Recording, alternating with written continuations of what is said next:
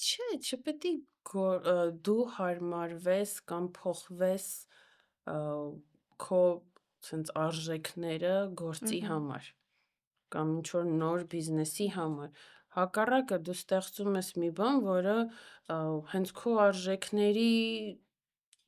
դրսևորումն է։ Այո։ Այդ ժամանակ դու չես ունենում խնդիր անձի փոփոխության եւ այլն։ Դու ունենում ես խնդիր, երբ որ ինչ որ մի բան դեմ է գնում կամ հակառակվում է քո արժեքներին։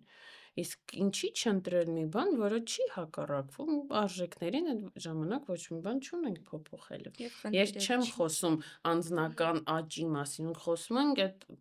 որ դու քո անձը կորցնես, չէ՞, այդ հիմնական այդ արժեհամակարգն է, որ սենց ասած հիմք է լինում մեր Մгм. որպես անձ,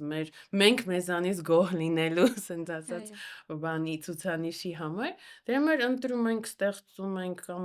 համագործակցում ենք այն գործերի հետ, որոնք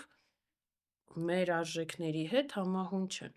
Օրինակ, չենք նկարվում այնտեղ, որտեղ նպատակը ուրիշ է։ Օրինակ ունի այլ նպատակ, այլ արժեք, այլ Մгм. գաղափար է փոխանցում, որը իմ համար չի։